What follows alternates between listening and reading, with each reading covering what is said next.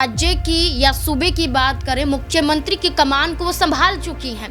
यहाँ पर मायावती को लेकर कहा जाता है कि वो मंझी हुई कलाकार है, लेकिन मायावती के इस बार के फैसले या कहें 2024 के लोकसभा चुनाव में लिए गए ये जो फैसले हैं उन पर ही भारी पड़ते हुए नजर आए। अब यहाँ पर चंद्रशेखर आजाद ने 5 लाख से अधिक वोट हासिल किए, तो वहीं अगर हम बात करें तो वो हजारों पर सिमट जाते हैं। यहाँ पर बहुजन समाज पार्टी के सुरेंद्र पाल सिंह 13,000 से कुछ ज्यादा ही वोट हासिल करते हुए नजर आते हैं। तो आप ये देखिए, यहाँ पर प्रत्याशी भी ऐसे उतार रही है मायावती। ऐसे में अब यहाँ पर उन्हें सोचना पड़ेगा कि आगे की राजनीति कैसे करनी है। विधानसभा चुनाव भी आ रहा है, अगर कुछ आध उनका वर्चस्व बचा है तो वो कैसे अकेले चुनाव लड़कर ही उससे साबित करते हुए नजर आएंगी या फिर।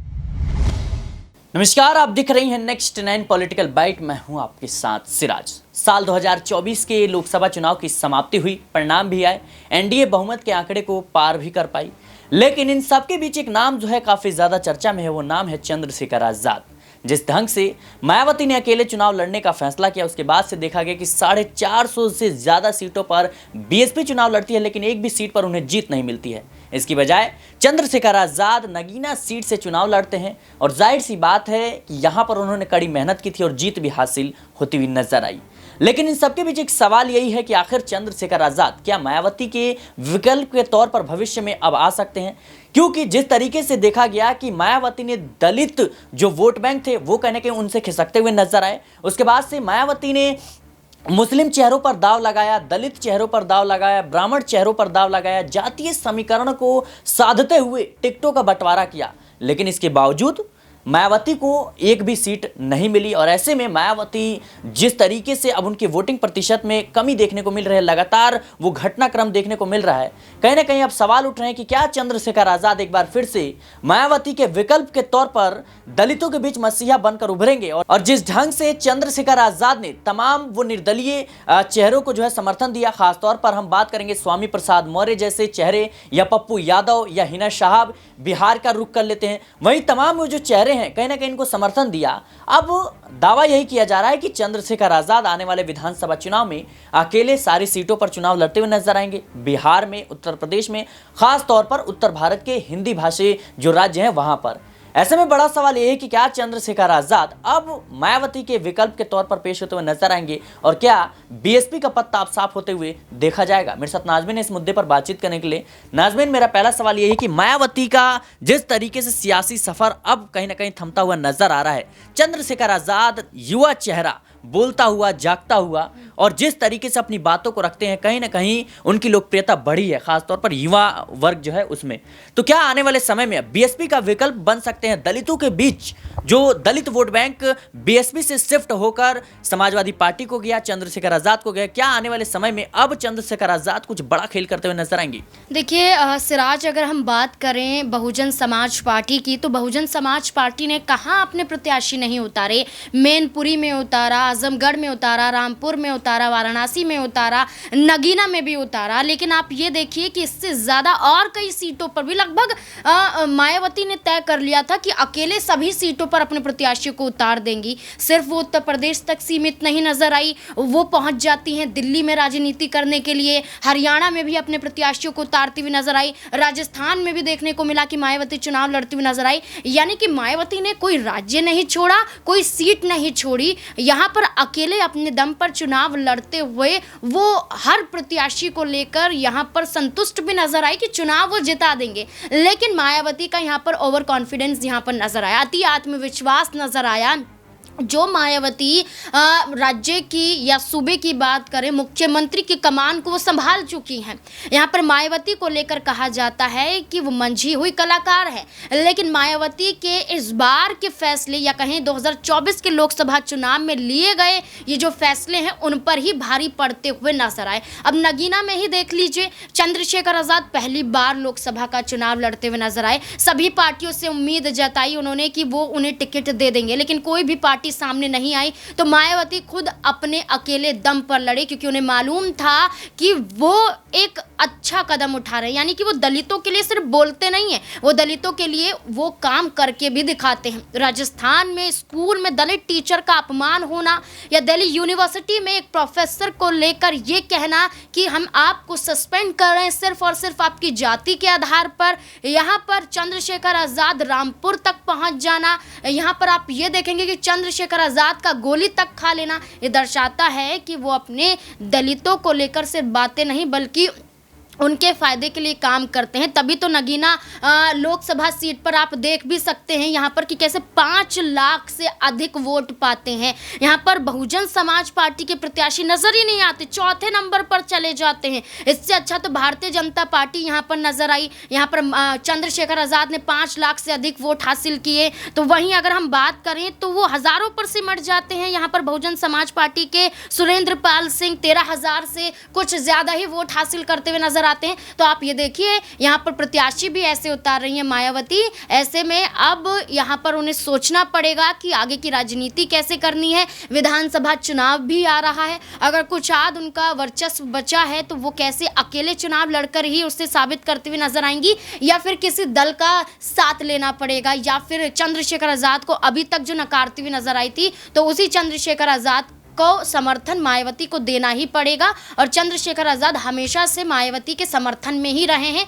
चाहे उनके खिलाफ उन्होंने प्रत्याशी उतारे हो, चाहे गठबंधन के लिए इनकार किया हो, लेकिन चंद्रशेखर आज़ाद ने कभी भी मायावती का अपमान नहीं किया है। अपमान नहीं किया है, लेकिन चंद्रशेखर आज़ाद इस बात को बखूबी समझते हैं कि मायावती का जो सियासी सफ़र है, जो सियासी रसूख है, वो कहीं ना कहीं दलितों के बीच अभी भी एक बड़ा चेहरा है। और जिस तरीके से अगर चंद्रशेखर आज़ाद मायावती का अपमान करते हैं तो दलित जो है उनके खिलाफ होते हुए नजर आएंगे। लेकिन इसके अलावा अगर हम देखें तो बिहार में 6 सीटों पर अपने प्रत्याशियों का उन्होंने ऐलान किया था, हालांकि किसी ने जीत दर्ज नहीं की। और जिस ढंग से उन्होंने पप्पू यादव, हिना साहब या तमाम जो चेहरे, निर्दलीय चेहरे, खासतौर पर हम बात करें स्वामी प्रसाद मौर्य को लेकर भी जिक्र कर लेते हैं, हालांकि वो बुरी हार का सामना करने, लेकिन जिस तरीके से उन्होंने निर्दलीय प्रत्याशियों का और कह सकते हैं कि समर्थन दिया, क्या आने वाले समय में चंद्रशेखर आज़ाद इनकी बदौलत बिहार और उत्तर प्रदेश में विधानसभा चुनाव में कमाल करते हुए नजर आएंगे? इसी को देखते हुए कहीं ना कहीं वो इन तमाम चेहरों को मौका दे रहे हैं। देखिए, बिल्कुल यहाँ पर स्वामी प्रसाद मौर्य की बात करें, कुशीनगर से चुनाव लड़ते हुए नजर आए, लेकिन हार का सामना उन्हें करना पड़ा। लेकिन चंद्रशेखर आज़ाद ने कुशीनगर में स्वामी प्रसाद मौर्य को समर्थन दिया था, उनके लिए प्रचार प्रसार करते हुए नजर आए, उनकी खूबियों को गिनवाते हुए नजर आए। चंद्रशेखर आज़ाद ने यह कह दिया था कि हम स्वामी प्रसाद मौर्य के साथ रहेंगे। स्वामी प्रसाद मौर्य के साथ ये पहला मौका चंद्रशेखर आज़ाद का नहीं था, बल्कि इससे पहले भी कई बार मंच साझा करते हुए स्वामी प्रसाद मौर्य और आज़ाद नजर आ चुके हैं। लेकिन अब लोकसभा का चुनाव बीत चुका है, रिजल्ट सामने आ गया है, परिणाम जो निकलकर सामने आए, इसमें चंद्रशेखर आज़ाद बहुमत के साथ एक लोकसभा सीट को जीत जाते हैं, सांसद बन जाते हैं। अभी तक यहाँ पर सिर्फ अपने पार्टी के वजूद को बचाने के लिए लड़ाई लड़ रहे थे, लेकिन अब एक सांसद के तौर पर नजर आएंगे, यानी कि वो सदन के अंदर अपनी आवाज़, यानी कि दलितों की आवाज़ तक पहुँचा सकते हैं।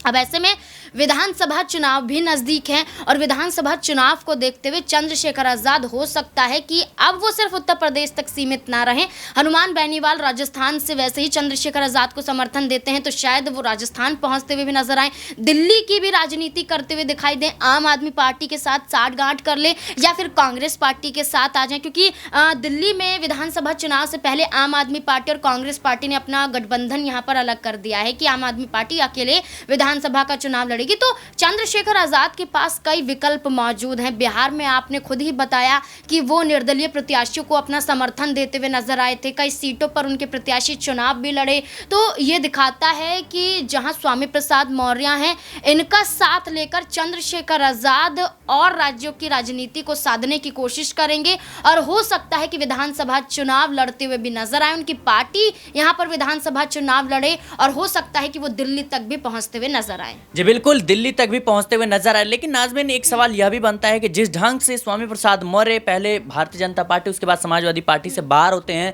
और इस बार के चुनाव में चौथे नंबर पर जो है वो कहीं ना कहीं आते हैं कुशीनगर सीट से, तो क्या आने वाले समय में वो भी कहीं ना कहीं चंद्रशेखर आज़ाद का कह सकते हैं साथ देंगे या आज़ाद समाज पार्टी में मिलते हुए नजर आएंगे? और हिना साहब जिस तरीके से निर्दलीय चुनाव लड़ रही थी, क्या वो फिर से जो है कहीं ना कहीं अब आरजेडी के बाद आज़ाद समाज पार्टी में शामिल होते हुए नजर आएंगी? देखिए, बिल्कुल यहाँ पर अगर हम स्वामी प्रसाद मौर्य की बात करें, वो समाजवादी पार्टी के महासचिव पद पर रह चुके हैं, वहाँ से इस्तीफ़ा दिया, फिर पार्टी से इस्तीफ़ा दिया, फिर स्वामी प्रसाद मौर्य अपनी पार्टी का गठन करते हुए नजर आए, राष्ट्रीय समाज शोषित पार्टी।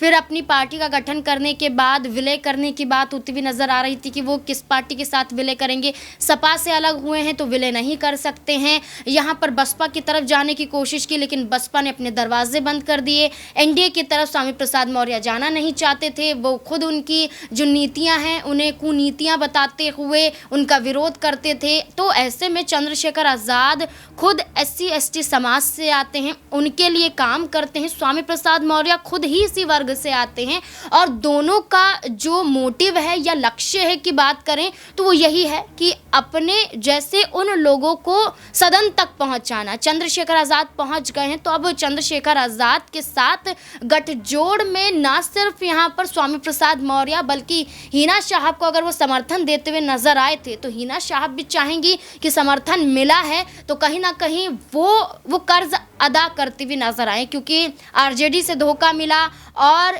वो एक तरीके से चंद्रशेखर आज़ाद अभी इंडिया अलायंस का हिस्सा भी नहीं है। कोशिशों में लगे हुए हैं, लेकिन जब तक अगर देखा जाए तो यहाँ पर स्वामी प्रसाद मौर्य का समर्थन, हिना साहब का समर्थन, यहाँ पर आप देखिए पल्लवी पटेल का समर्थन भी मिलता हुआ नजर आएगा, क्योंकि पल्लवी पटेल ने भी कभी भी इनकार नहीं किया कि वो चंद्रशेखर आज़ाद को अपने साथ ना लाना चाहती हो। जब वो PDM बना रही थी, जब चंद्रशेखर आज़ाद को भी लेकर उन्होंने कहा था कि ज़रूर अगर वो हमारे साथ आते हैं या हम उनके साथ जाते हैं तो कोई भी यहाँ पर ऐतराज़ या नाराज़गी नहीं जताई जाएगी। जी बिल्कुल, कहीं ना कहीं अब देखना दिलचस्प होगा कि आखिर निर्दलीय प्रत्याशियों की और ख़ास तौर पर जो समाजवादी पार्टी से बगावत किए हैं, जैसे हमारे सहयोगी नाज़मिन ने कहा कि पल्लवी पटेल जैसे नाम है, या फिर चंद्रशेखर आज़ाद के साथ जिस तरीके से स्वामी प्रसाद मौर्य दिखे थे, उसके बाद से हिना साहब की बात कर लें या पप्पू यादव हैं, तमाम बड़े चेहरे हैं जो कहीं ना कहीं विधानसभा चुनाव में इनका समर्थन देंगे या फिर इन्हीं की पार्टी में शामिल होते हुए नजर आएंगे। ऐसे में मायावती के लिए ये मुश्किलों भरा सबब ज़रूर हो सकता है, क्योंकि लगातार देखा जा रहा है कि साल 2014 में एक भी जो सीट है वो मायावती लोकसभा के चुनाव में नहीं जीत पाती हैं। वहीं 2019 में सपा के साथ गठबंधन होता है, 10 सीटें जीतने में कामयाब रहती हैं, लेकिन इसके बावजूद मायावती ने अकेले चुनाव लड़ने का जो है निर्णय लिया। इसके बाद से सवाल उठ रहे थे कि क्या मायावती अप्रत्यक्ष रूप से भारतीय जनता पार्टी की मदद कर रही हैं, क्या भारतीय जनता पार्टी को कहीं ना कहीं जीत दिलाने की ये एक रणनीति है। हालांकि लगभग 16 सीटों पर मायावती का असर देखने को मिला है। कहीं ना कहीं मायावती की वजह से समाजवादी पार्टी को 16 सीटों पर नुकसान हुआ है और ये कहीं ना कहीं एक अहम मोड़ आ जाता है। और जिस तरीके से जो दलित वोट बैंक था वो कहीं ना कहीं चंद्रशेखर आजाद या फिर समाजवादी पार्टी की तरफ शिफ्ट होता हुआ नजर आ रहा है, ये वाकई में बीएसपी के लिए चिंताजनक विषय है और देखना दिलचस्प होगा कि आखिर बीएसपी पार्टी इस बड़े कह सकते हैं नुकसान को लेकर के, इस बड़ी हार को लेकर के क्या कुछ कदम उठाती है विधानसभा चुनाव में, क्या कुछ जो है वो रणनीतियों के तहत जो है बीएसपी पार्टी उतरती है। फिलहाल के लिए इस रिपोर्ट में इतना ही। देश और दुनिया की तमाम खबरों के लिए बने रहे नेक्स्ट 9 पॉलिटिकल बाइट के साथ।